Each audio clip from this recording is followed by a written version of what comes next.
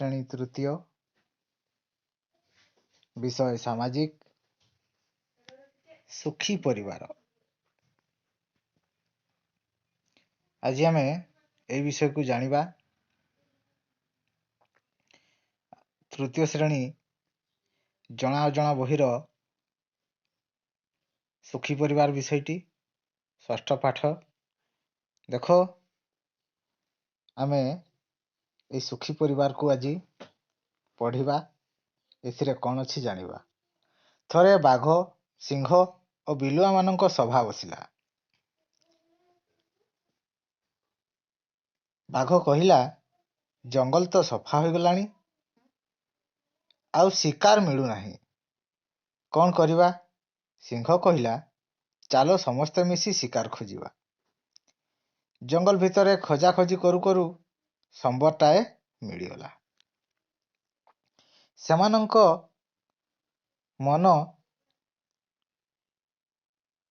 ଭାରି ଖୁସି। ସେମାନେ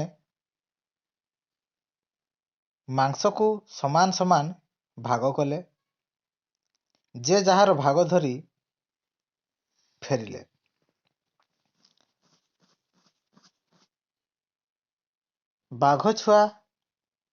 ବାଘର ଛୁଆ ବୋଲି ଗୋଟେ, ହେଲେ ସିଂହର 2ଟା ଆଉ ବିଲୁଆର 6ଟି। ତାହେଲେ ସମସ୍ତେ ନିଜ ନିଜ ଯେଉଁ ଭାଗ ଥିଲା ସେ ନେଇ ଆସିଲେ। ତାହେଲେ ପ୍ରଶ୍ନ ଦେଖ କ'ଣ ଅଛି ନା, କାହା ଛୁଆ ଭାଗରେ ବେଶୀ ମାଂସ ପଡ଼ିଥିବ?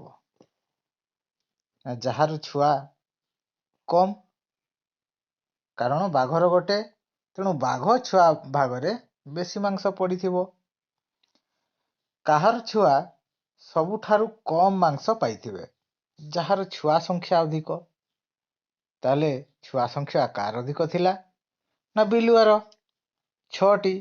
ତେଣୁ ବିଲୁଆର ଛୁଆ ସବୁଠାରୁ କମ୍ ମାଂସ ପାଇଥିବ। କାହାର ଖାଦ୍ୟ ଖାଇବା ପରେ ବଳି ପଡ଼ିଥିବ? ନା ଯେଉଁଠି କମ୍ ସଂଖ୍ୟା ଅଛନ୍ତି। ତାହେଲେ କେଉଁଠି? ନା ବାଘ ଛୁଆର ଖାଦ୍ୟ ଖାଇବା ପରେ ବଳି ପଡ଼ିଥିବ। ତ ବର୍ତ୍ତମାନ ଦେଖ, ଚିତ୍ର 2ଟି ଅଛି ଏବଂ ପ୍ରଶ୍ନ ଗୁଡ଼ିକର ଉତ୍ତର ଆମେ ଦେବା। ପ୍ରଥମ ଚିତ୍ର ଦେଖ, ଅନେକ ଏଠି 1 2 3 4 5 6ଟି ଛୁଆ, ପୁଣି ବାପା ମା ଅଛନ୍ତି। ଏଠି 2 ଜଣ ଛୁଆ ଏବଂ ବାପା ମା ଅଛନ୍ତି ଖ ଚିତ୍ରରେ। ତାହେଲେ ଏମାନେ କେଉଁଠି ଶୋଇଛନ୍ତି? ନା ତାଙ୍କ ପଲଙ୍କରେ ଜାଗା ହେଇନି, ତେଣୁ ସେମାନେ ତଳେ ଶୋଇଛନ୍ତି ଏବଂ ଏଠି ପଲଙ୍କରେ ଆରାମରେ ଶୋଇଛନ୍ତି। ତାହେଲେ କେଉଁ ପରିବାରର ସମସ୍ତେ ସୁବିଧାରେ ଶୋଇଛନ୍ତି ଓ କାହିଁକି? ନା ପ୍ରଥମ ଚିତ୍ରରେ ତାଙ୍କର ସଂଖ୍ୟା ଅଧିକ ହୋଇଥିବାରୁ ସେମାନେ ଶୋଇବାରେ ଅସୁବିଧା ହେଇଛି ଏବଂ ଦ୍ୱିତୀୟ ଚିତ୍ରରେ ସଂଖ୍ୟା କମ୍, ତେଣୁ ସେମାନେ ସୁବିଧାରେ ଶୋଇଛନ୍ତି। ଦ୍ୱିତୀୟ ଚିତ୍ର ଦେଖ, ଏଠି କେଉଁ ପରିବାରର ପିଲାମାନେ ସୁବିଧାରେ ବସି ପାଠ ପଢୁଛନ୍ତି? ତାହେଲେ କ ଚିତ୍ରରେ ଦେଖ, ନା 1 2 3 4 5 ଜଣ ଛୁଆ ଅଛନ୍ତି। ଜଣେ ଶୋଇଛି, ଆଉ ଜଣେ ମାଙ୍କ ପାଖରେ ବସିଛନ୍ତି ଏବଂ 2 ଜଣ ଏପଟେ ବସିଛନ୍ତି। ତାହେଲେ ଏଠି ଏବଂ ମା ରୋଷେଇ କରୁଛନ୍ତି। ତାଙ୍କ ଘରେ ପଢ଼ିବା ପାଇଁ ଜାଗା ମଧ୍ୟ ଟିକେ ମିଳୁନାହିଁ। ଏବଂ ଦ୍ୱିତୀୟ ଚିତ୍ରରେ ଦେଖ, ବାପା ପଢ଼ଉଛନ୍ତି ଏବଂ 2 ଜଣ ଆରାମରେ ବସିକି ପାଠ ପଢୁଛନ୍ତି। ତୃତୀୟ ଚିତ୍ର ଦେଖ, ତୃତୀୟ କ ଚିତ୍ରରେ ଦେଇଛି, ନା ବାପା ମା ବସିଛନ୍ତି ଏବଂ ଏପଟେ ଛୁଆମାନେ ଖାଉଛନ୍ତି।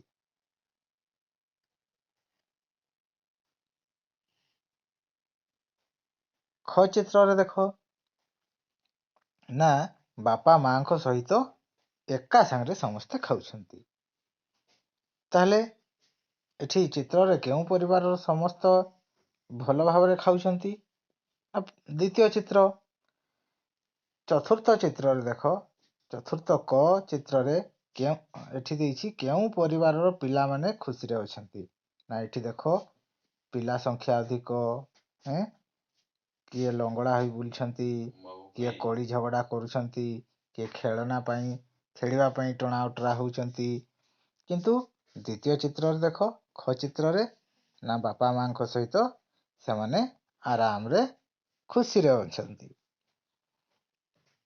ताले को चित्र रे खुशी रे परिवार केउं परिवार रो पिला माने खुशी रे अछंती ना ख चित्र रो ताले परिवार बड़ हेले की असुविधा हबो आमे देखिबा तार उत्तर होची परिवार बड़ हेले लोकमानकर बसिबा सोइबा पढ़िबा और खाइबा पई जागार अभाव हुए परिवार रे सुख सुविधा मिले नहीं खाद्य पोशाक बहीपत्र और औषध इत्यादि अभाव हुए पिलामानकर उपयुक्त यत्न निया जाई पारे नहीं द्वितीय छोट परिवार सुविधा गुड़िक लेख छोट परिवार रे पिलामानकर उपयुक्त यत्न निया जाई परिवो पिलामानकर शिक्षा स्वास्थ्य और खाद्यर मान उन्नत हेबो परिवार रे सुख शांति रहिबो परिवार रे परस्पर मध्यरे भलो बुझामणा हेबो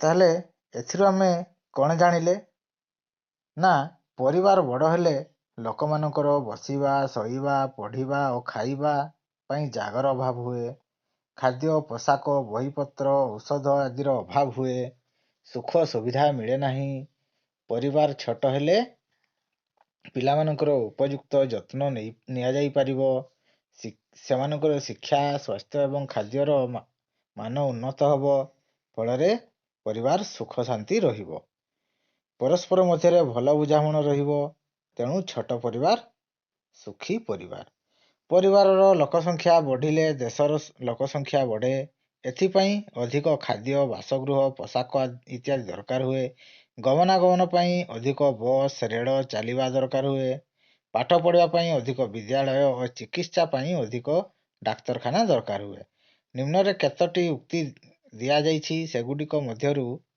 जेउगुडिक जनसंख्या बढ़िले घटिबो बोली भाबुच पाख बाक्सरे ठीक चिन्ह दियो ताले डाक्तरखाना रे अधिक समय अपेक्षा करबाकू पड़िबो एहा ठीक लोकमाने सुविधारे जीवा आसिबा करि परिबे ताहा भूल खाद्यर अभाव हेबो ठीक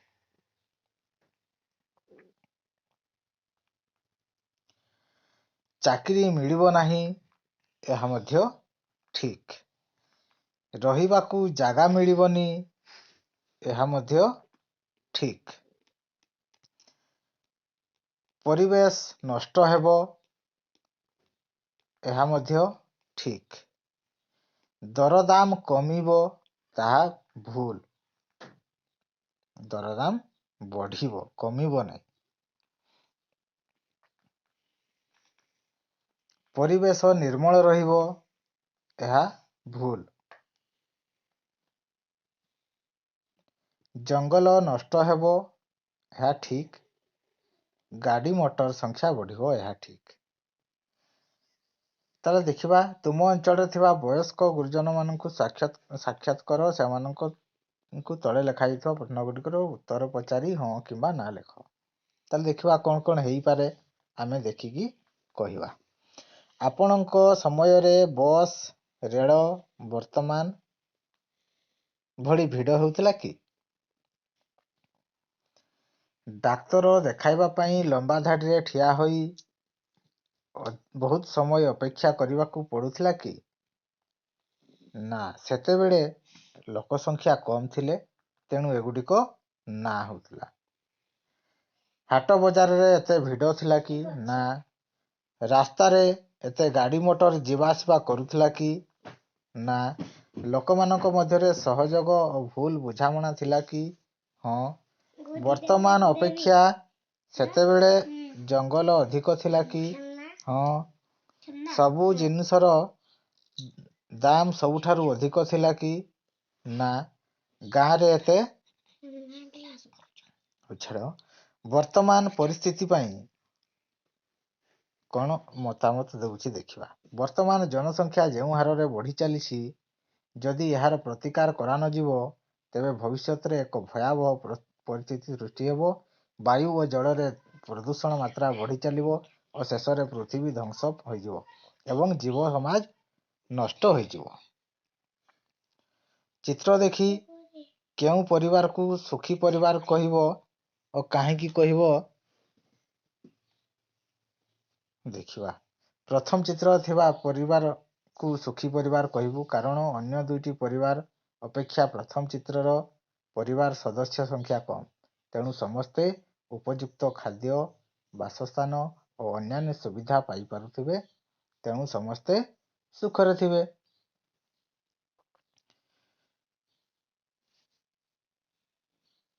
ଗୀତଟି ପଢ଼ି ତାହାର ନାମକରଣ କରିବା।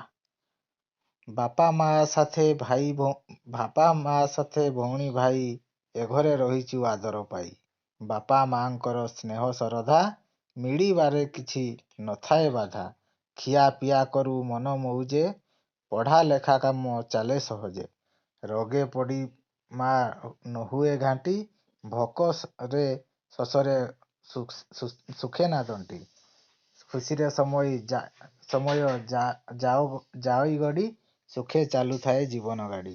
ଅଭାବ ଦୁଃଖର ନଥାଏ ଡର, ଘରଟି ଆମର ସ୍ୱର୍ଗପୁର। ତାହେଲେ ଇଏ ହେଉଛି